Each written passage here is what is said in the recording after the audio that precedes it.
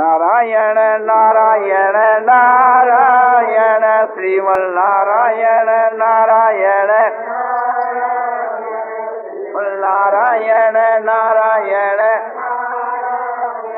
श्रीमन नारायण नारायण नारायण नारायण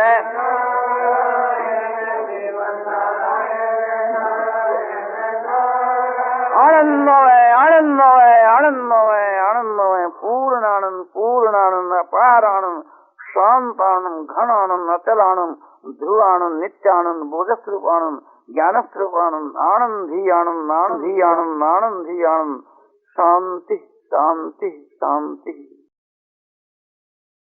तो भाव सुधारने के विषय में जो कहा जाता है, गीता को देखने से मालूम दिए कि भगवान जो है कर्म के सुधार के ऊपर इतना जोर नहीं देते हैं जितना स्वभाव के सुधारने पर जोर देवे हैं। जैसे भगवान ने कहा कि सदृशं चेष्टे सस्या प्रकृति ज्ञानवान भी प्रकृति यान्ति भूतानि निग्रह किं करिष्यति। सदृशं चेष्टे सस्या प्रकृति ज्ञानवान भी प्रकृति यान्ति भूतानि निग्रह किं करिष्यति। ज्ञानवान भी अपनी प्रकृति के अनुसार चेष्टा तो करते हैं। तो इससे यह सिद्ध होता है कि अपनी अपनी प्रकृति के अनुसार जो ज्ञानी जो महात्मा पुरुष है उनको भी अपने स्वभाव के अनुसार चेष्टा करनी पड़ती है या कहते करते हैं। और सारे भूत प्राणी प्रकृति को प्राप्त होते हैं ना अपने स्वभाव को ही प्राप्त होती है। तो मैं ये कर्म करूंगा ये नहीं करूंगा, इसमें किसी का हट क्या काम देगा। तो फिर क्या करना चाहिए? इंद्रिय से इंद्रियार्थे राग द्वेषो व्यवसितो तयोर न वशमा गच्छेत तौ यश परिपंथी नव। इंद्रिय के अर्थ में यानी प्रत्येक इंद्रिय के अर्थ में राग और द्वेष स्थित हो रहे हैं, उनके बस में नहीं होना चाहिए। हमारे शत्रु है, राग द्वेष का त्याग करना चाहिए, काम क्रोध का त्याग करना चाहिए, राग द्वेष से रहित होना चाहिए, इत्यादि काम क्रोध से रहित होना चाहिए। राग द्वेष युक्तेषु विषय इंद्रिय शरण आत्म वसीर विधेयात्मा प्रसाद अधिगच्छति। राग द्वेष रहित इंद्रियों के द्वारा जो विषयों के वहां विचरण करता है, कैसी वह इंद्रियां है कि आत्म वशी इंद्रिय माने अपने वश में है, अपने कंट्रोल में है, साधक के कंट्रोल में है। और मन भी जिसका अपने वश में है, ऐसा जो पुरुष है वो प्रसाद को प्राप्त होता है, यानी उसका अंतःकरण शुद्ध होकर के प्रसन्नता को प्राप्त हुआ है। और वो जो सात्विक प्रसन्नता है उससे सारे दुखों का नाश होकर के और बुद्धि जो है सो परमात्मा के स्वरूप में स्थिर हो जाती है। तो स्थित वर्ग का उपाय भी यही बताया। ज्ञान होने के उत्तर काल के श्लोक को देखने से यही बात सिद्ध होती है कि उसके वहां राग द्वेष काम क्रोध आदि नहीं रहते। काम क्रोध के विषय में भगवान कहते हैं कि काम क्रोध युक्ता नाम यति नाम यत साम अभी तो ब्रह्म निर्वाण वर्तते विदितात्मना।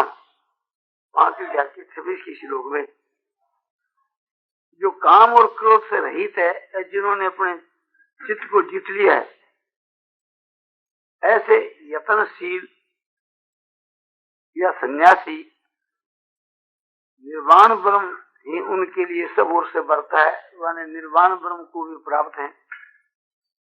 ज्ञानानंद ब्रह्म की प्राप्ति जिसको हो जाती है इसी को कहते हैं निर्वाण ब्रह्म की प्राप्ति। और बार बार भगवान कहते हैं कि त्रिविधं नरक सेदं द्वारं नाशनमात्मने कामक क्रोधस तथा लोभस तस्मात् चित्तं त्यजेत्। काम क्रोध और लोभ ये तीन साक्षात नरक के द्वार हैं, इसलिए इनके बस में नहीं होना चाहिए। ये आत्मा का पतन करने वाले हैं। इन सब बातों से यही बात मालूम हुआ है कि इनके त्याग के बीच के वहां अपनी स्वतंत्रता है।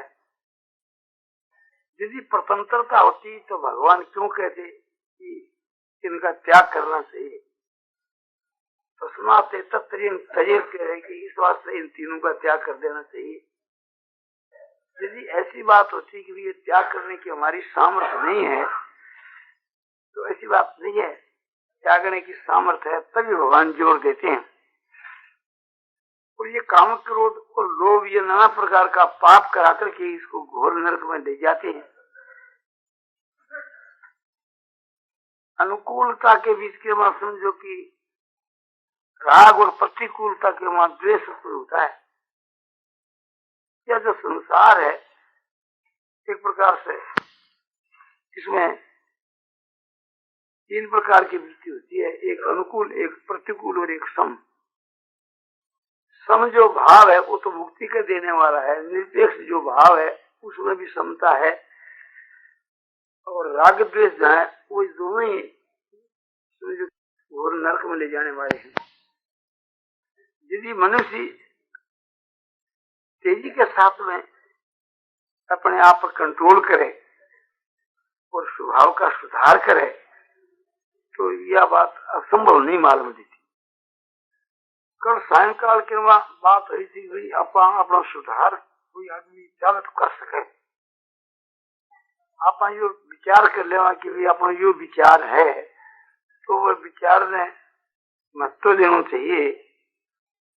जैसे पहला अपन लोग दिया करता था, तो यह बात आई मन में कि ठीक है, ये बहुत अच्छी बात है, अब चाहो तो ये सुधार हो सके, कोशिश करना तो कोई कठिन बात नहीं। इससे भी उत्तम बात यह है कि जो बात होती रहे वो देख तो रहे, कोई भी प्रकार को भविष्य को विचार भी नहीं करे। संकल्प नहीं तो करना ही चाहिए, माना संकल्प तो करना बहुत ही खतरे की चीज है। विचार कोई वक्त में इसलिए आदमी ने थोड़ा करना पड़े कि जैसे अब कुछ भी नहीं कहा और कल आप हाजिर प्रातः काल नहीं और 4:30 बजे, तो दूसरा आदमी ने मालूम नहीं पड़े और वह लोग एक प्रकार से अगर इकट्ठा हो जावे, सबके मन में ये थोड़ा धक्को लगे कि रोज टेम तो है ही करे, आज कोई घोषणा भी नहीं हुई, कोई बात जनाई भी नहीं हुई, तो एक प्रकार से या उल्टी भी धारणा हो जावे कि क्यों नहीं टेम हुई। तो थोड़ा संकेत होने में तो इसी खराब बात नहीं है। बहुत आदमी से संबंध हुआ तो थोड़ा संकेत है तो एक से करना उचित मालूम देवे कि सत्य की प्रतिष्ठा होने पर उसके वाणी जो है सो फलवारी होती है। वो चाहे ज्ञानी मत हो, महात्मा मत हो, ये सत्य को ही माने प्रभाव है। सत्य पालन को, सत्य वचन के पालन को यो प्रभाव है। इसी प्रकार से चाहे ज्ञानी मत हो, सत्य संकल्प माने संकल्प जो है वह कोई प्रभाव है, संकल्प सत्य हुआ है। ज्ञान के सिद्धांत के बीच के बातों समझो, जो परमात्मा को जो प्राप्त हो जावे उसके बाद तो एक प्रकार से भावी का कोई संकल्प तो उसको है को नहीं, और फिर कोई संकल्प सत्य है या वाणी उसकी वास्तव में सत्य है या उसको जो काम है, पर कोई भी प्रयोजन नहीं रहे कि जो कुछ हो चाहे मत हो चाहे जैसे ही हो। पर फिर भी एक प्रकार से थी साधक आदमी के लिए तो फायदे की चीज है ही कि सत्य की जो प्रतिष्ठा है, संकल्प की जो प्रतिष्ठा है, और साधक के लिए एक प्रकार से थी मिथ्या जो वचन है वो मुक्ति में बाधक है, मिथ्या जो संकल्प है मुक्ति में बाधक है।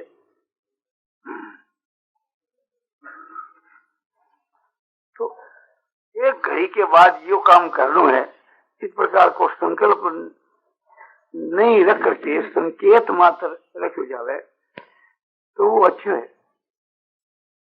और उसकी तो बात ही क्या है कि न कोई संकेत करे न कोई संकल्प करे, और जो बात बीत जावे जिसकी सो भगवान की मर्जी मान ले तो बात तो और भी तुम्हें किसी भी प्रकार को संकेत भी नहीं करे कि 5 मिनट के बाद ये करना है, 1 मिनट के बाद ये करना है, न संकेत करे और न कोई मन के भीतर के वहां कल्पना ही करे।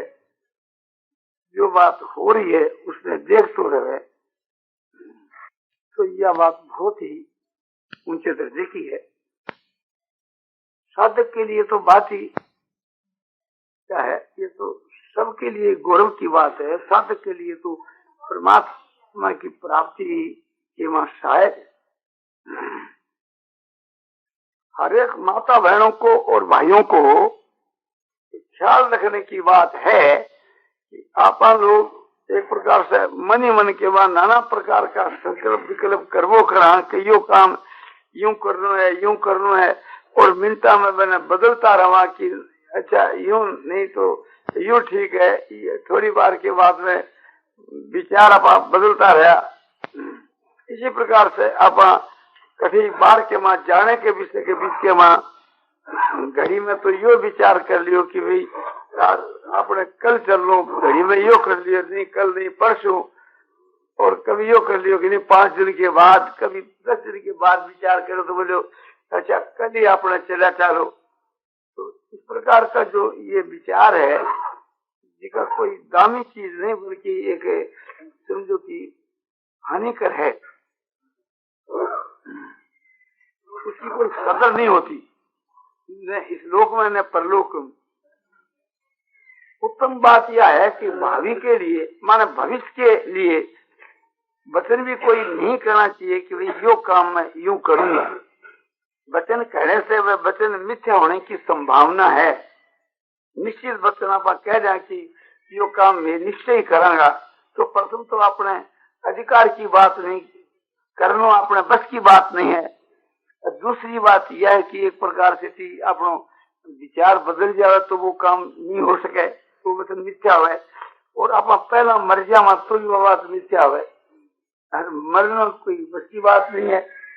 तो हर एक प्रकार से विचार करके देखे जावे तो एकदम भविष्य के वास्ते निश्चित बात नहीं करनी चाहिए।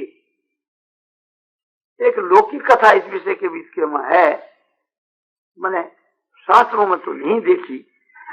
लौकिक कथा यह है, कोई ब्राह्मण जो है सो दान लेने के वास्ते आया था। उस समय के महाराजा युधिष्ठिर उस ब्राह्मण ने यह बात कही कि महाराज कल आपको देंगे, आप कल अमुक समय में आना, कल आपको ये चीज दी जाएगी। उसके जाने के बाद में अर्जुन और भीमसेन आदि ने बहुत हर्ष बनाया और उत्सव मनाया। ये देखकर राजा युधिष्ठिर ने पूछा कि आज कोई पर्व काल तो नहीं है, ये उत्सव एक प्रकार से मनाया जा रहा है, ये किस उद्देश्य से मनाया जा रहा है? उसके उत्तर के वहां अर्जुन ने ये बात कही कि आप सत्यवादी है और आपका जो वचन है सो कभी मिथ्या हो नहीं सकता। और आपने उस ब्राह्मण को यह बात कही कि हम कल आपको दान देंगे, तो ये एक हमारे लोगों के सौभाग्य की बात है कि कल तक तो आपके दर्शन होते ही नहीं, क्योंकि उस ब्राह्मण को जब तक दान नहीं देंगे तब तक तो आपका शरीर कायम ही रहेगा। ये सुनकर राजा युधिष्ठिर ने कहा कि आप लोगों ने जो मेरे को चेतावनी दी, बड़ी उत्तम चेतावनी दी, और ऐसी चेतावनी देनी चाहिए। मैं गलती से यह बात कह दी थी कि मैं तुम्हारे को कल जो है सो यानी आपको कल है सो मैं दान दूंगा, तो न तो मनुष्य के बस की बात है कोई काम करना, और न शरीर का ही भरोसा है। तो ऐसी परिस्थिति के बीच के वहां भविष्य का वचन नहीं करना चाहिए। तो दान तो फिर दूसरे दिन देना ही था, किंतु बात यह है कि इस प्रकार से हम 5 दफे करेंगे तो उसमें 1 दफे 2 दफे वो बात मिथ्या होने की संभावना है। ज्ञानवान मनुष्यों को इस विषय के में खूब सावधान होना चाहिए और भविष्य के लिए प्रतिज्ञा नहीं करनी चाहिए तो ये काम मैं इस प्रकार से करूंगा। नियम तो ले सकता है, प्रातः काल की संध्या सूर्य उदय के पूर्व में करनी, सायंकाल की संध्या सूर्यास्त के पूर्व में करनी। इस प्रकार से अपने मन के बीच के एक नियम लिया तो उसके अनुसार वो काम चलता ही है। समझो कि वो यदि जब कभी मर जावे तो वो लागू नहीं पड़े, प्रातः काल के पहले ही मर जावे तो लागू नहीं पड़े, सायंकाल के पहले ही मर जावे तो लागू नहीं पड़े। वो तो एक प्रकार का समझो कि नियम का पालन है। इसी प्रकार से नियम के रूप में तो वो चीज तो वर्तमान है, इस बात से कोई उसमें आपत्ति नहीं आती कि बस मनुष्य को सदा ही ऐसा करना चाहिए, ये करना चाहिए, ये करना चाहिए, और वो नियम एक प्रकार से उसका पालन करना चाहिए। जो अपने मन के वहां निश्चय कर लिए जावे वे को पालन करना चाहिए। इस प्रकार से नियम के रूप में आप अच्छी अच्छी बातों को पालन करा तो आप बहुत जल्दी अपने स्वभाव को सुधार हो सके, और स्वभाव को सुधार होने से क्रिया को सुधार हो सके तो मूल ऐसा स्वभाव है। हृदय के बीच के वहां ये निश्चय कर ले हुए, मन के संकल्प के विषय में निश्चय कर ले हुए कि भावी को संकल्प कोई करना ही नहीं, और भविष्य के वास्ते कोई निश्चित बात एक प्रकार से मन में तय करनी ही नहीं। तो मन में तय नहीं की जाएगी तो फिर वाणी के द्वारा उसको प्रयोग क्यों हो। तो यह बात जो है सो बहुत ही उत्तम बात है। तो अपना जो स्वभाव है देखो आदमी चाहे तो सुधार कर सके कि अपने मन के भीतर के मां अनेक प्रकार के जो संकल्प विकल्प उड़ते रहते हैं वे भी कम हो जाए। ये एक निश्चय करे कि अपने